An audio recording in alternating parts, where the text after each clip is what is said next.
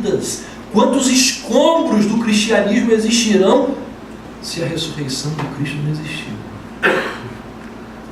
E aí, a mudança da dúvida para a certeza, do desespero para a esperança, da heresia para a ortodoxia, começa no verso 20, quando ele diz assim: mas na verdade, ele sai da suposição, ele sai da dúvida e vai para a certeza. Ele diz: na verdade, Cristo ressuscitou dentre os mortos, sendo ele o primeiro entre os que faleceram. Ou seja, a ressurreição do corpo, Paulo está dizendo, a ressurreição do corpo resolve o problema da morte, cancela a morte, desfaz a morte, devolve a vida roubada pela morte. A morte, diz o apóstolo, não é o único inimigo dos homens, é o último a ser vencido. Por isso, ele diz que Cristo continuará reinando até o fim da história, é o que ele diz no verso 25. É necessário que ele reine até que tenha posto todos os inimigos debaixo dos seus pés. Ou seja, Paulo está dizendo que o grande finale só virá depois da derrota da morte. Só virá depois da morte da morte. Só virá depois do enterro da morte. Depois da morte ser, como João vai dizer lá em Apocalipse 20, que ela será lançada no lago de fogo. E ela vai desaparecer para sempre. E aí, por fim, Paulo nos diz que o que vai acontecer é a ressurreição do corpo no final dos tempos. E Paulo diz: olha, essa ressurreição final, ela não vai ser semelhante à ressurreição do corpo de algumas pessoas que aconteceu ao longo da história. Não vai ser como a ressurreição do filho da viúva de Sarepta. Não vai ser como a ressurreição do filho da viúva de Naim. Não vai ser como a ressurreição da filha de Jairo. Não vai ser como a ressurreição de Lázaro, de Dorcas. Não será ressurreição como dessas pessoas. Por quê? Porque a ressurreição deles foi um mero prolongamento da vida. Eles ressuscitaram para morrer de novo. Mas essa ressurreição vai ser a ressurreição para a vida eterna. Será algo absolutamente novo. Será algo sem precedentes. Será algo para toda a eternidade. Por isso que ele diz, olha aí no verso 42, assim também é a ressurreição dos mortos. Semeia-se um corpo perecível e ressuscita imperecível. Semeia-se em desonra e ressuscita em glória. Semeia-se em fraqueza e ressuscita em poder. Semeia-se um corpo natural e ressuscita um corpo espiritual. Se há corpo natural, há também corpo espiritual. Uma paráfrase desse texto diz o seguinte: os nossos corpos terrenos, que morrem e apodrecem, são diferentes dos corpos que teremos quando voltarmos novamente à vida, pois estes nunca morrerão. Os corpos que agora possuímos causam-nos tropeço, pois ficam doentes e morrem. Entretanto, estarão cheios de glória quando voltarmos à vida novamente. Sim, são fracos, porque agora são corpos mortais. Mas quando revivermos, eles serão cheios de força. Quando morrem, são apenas corpos humanos. Porém, quando voltarem à vida, serão corpos sobre-humanos. Como existem corpo natural humanos, assim também haverá corpos sobrenaturais e espirituais. Então, na tentativa de explicar a glória do corpo depois da ressurreição, tentando explicar aos crentes de Corinto a grandiosidade que vai ser o meu e o seu corpo depois que nós ressuscitarmos, Paulo chega a afirmar que de Jesus. Verso 21, capítulo 3 de Filipenses, ele diz assim: Jesus transformará os nossos corpos humilhados, tornando-os semelhantes ao corpo glorificado dele. Por isso que lá na primeira epístola de João, o apóstolo vai dizer assim: quando ele se manifestar, seremos semelhantes a ele. Muito em breve, eu vou pregar aqui na igreja sobre as doutrinas da graça. Como nunca preguei. E vou aliar essa série de mensagens a várias outras verdades da reforma protestante que a gente nunca viu. E as doutrinas da graça, elas dizem respeito à nossa salvação.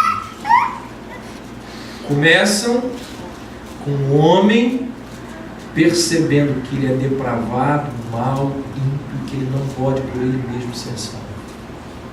Depois nós vamos falar da eleição incondicional de Deus lá antes do mundo ser criado, quando ele predestinou algumas pessoas para a salvação. Veremos que Cristo veio e morreu, não por todos, mas por essas pessoas pelas quais o Pai escolheu. E ao longo da história, essas pessoas, elas precisam ser redimidas e salvas. Por isso que a graça de Deus que vem sobre essas pessoas é uma graça irresistível. E essas pessoas que foram predestinadas e redimidas através da graça especial, elas irão perseverar até o último dia.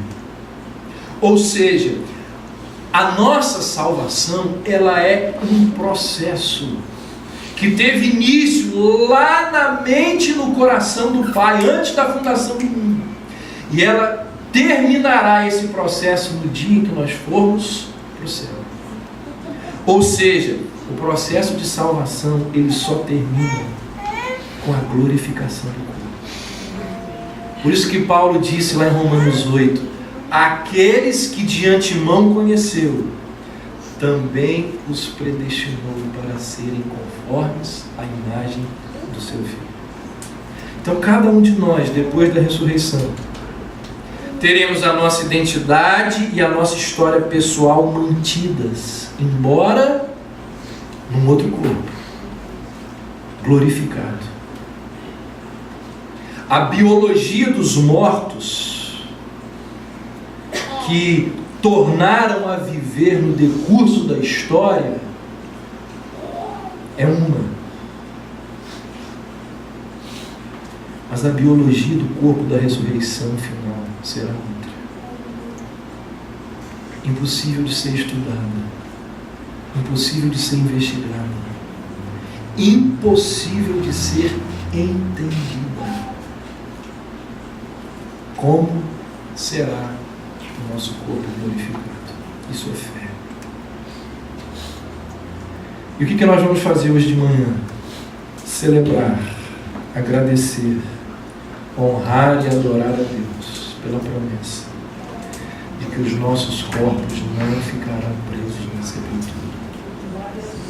Agradecer, honrar e adorar a Deus, porque a ressurreição de Cristo garantiu a todos aqueles que, como vimos, tiveram aquela ressurreição figurada, a ressurreição da alma. Eles poderão um dia ressuscitar com seus corpos glorificados. Irmãos, antes da gente passar o pano, preste atenção numa coisa. A Bíblia diz que tudo será restaurado. Sabe o que isso significa?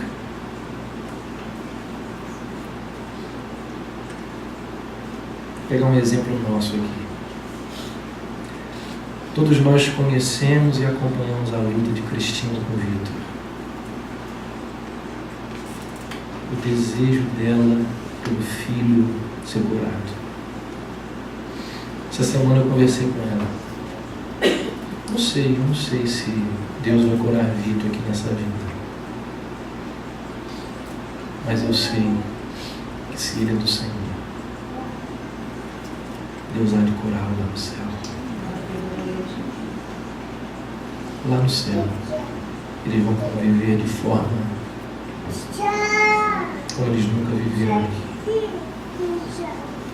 Isso é promessa do Senhor. Que os nossos corpos, eles serão restaurados. Com esse entendimento, com essa compreensão, vamos participar da ceia. Todos aqueles que estão em comunhão com a sua igreja, que estão nos visitando, mas fazem parte de alguma igreja, estão em comunhão com ela, são convidados a participarem desse momento com a gente. Vou pedir a Gerson e a Douglas para me ajudarem aqui.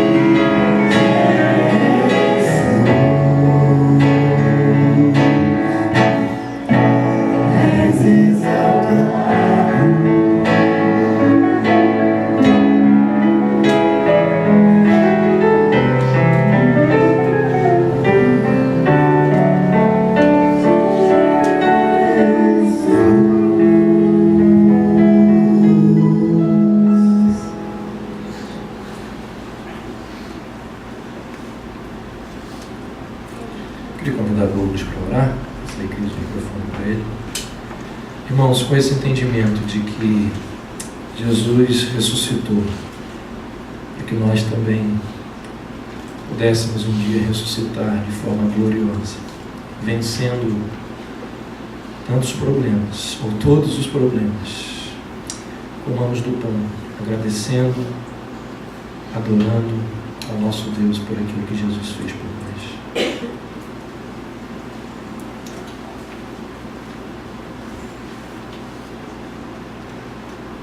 Senhor nosso Deus, muito obrigado, Pai, por esta manhã, pela oportunidade, pelo privilégio que temos de juntos verdades tão preciosas da Tua Palavra, Senhor. Muito obrigado pela verdade que ouvimos, que com a ressurreição do Teu Filho Jesus, a nossa fé não é vã, a pregação, Senhor, do Teu Evangelho não é vã. Muito obrigado também, ó Pai, porque, como a Tua Palavra diz, nós também somos salvos um dia, iremos ressurgir com o corpo glorificado e iremos habitar com o Senhor. Iremos deixar de problemas, de família, de labuta, iremos nos encontrar contigo. Muito obrigado, Pai, por essa verdade da Tua Palavra. Em nome de Jesus.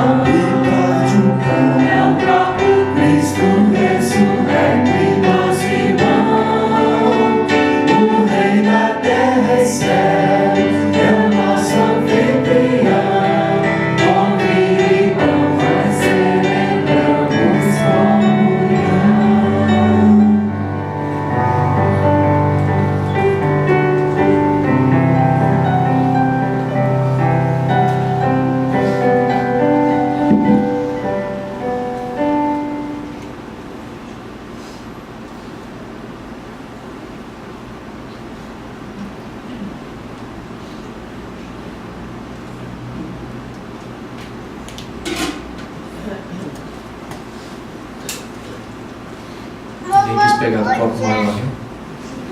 A bênção maior ficou para mim. Eis aqui vos digo um mistério. Na verdade, nem todos dormiremos, mas todos seremos transformados. Num momento, num abrir e fechar de olhos, diante da última trombeta. Porque a trombeta soará e os mortos ressuscitarão incorruptíveis. E nós seremos transformados.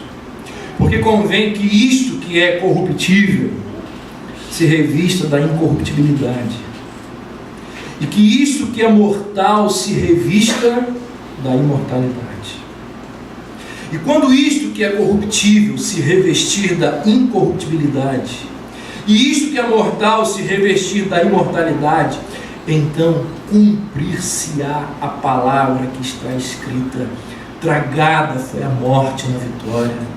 Onde está, ó morte, o teu aguilhão? Onde está, ó inferno, a tua vitória?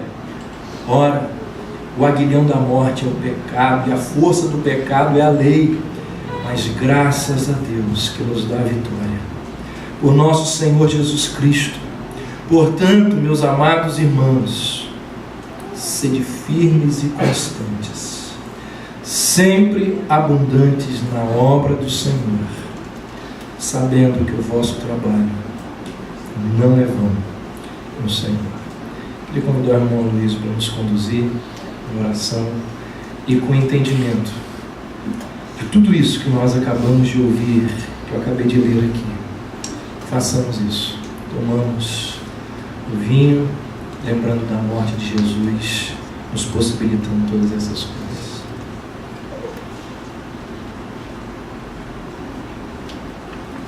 Senhor Deus, nosso Pai, nós te agradecemos. Sabemos que as coisas dessa vida, assim como cada um de nós, cremos que Jesus é o nosso Salvador, é o nosso Senhor.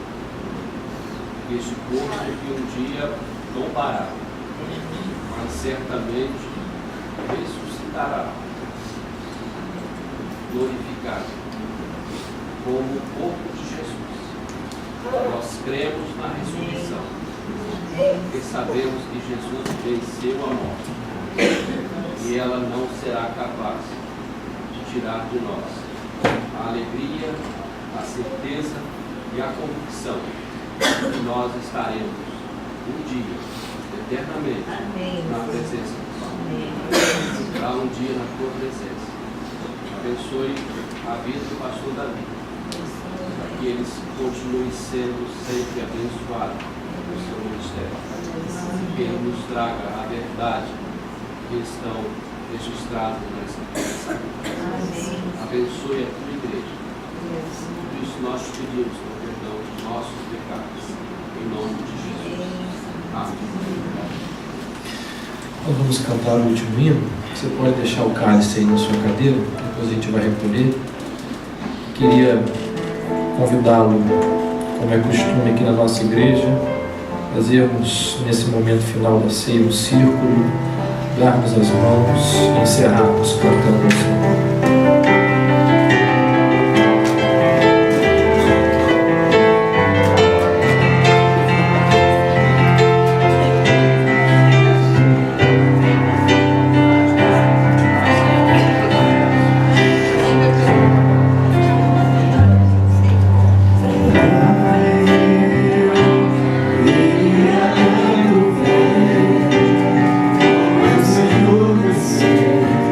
Senhor,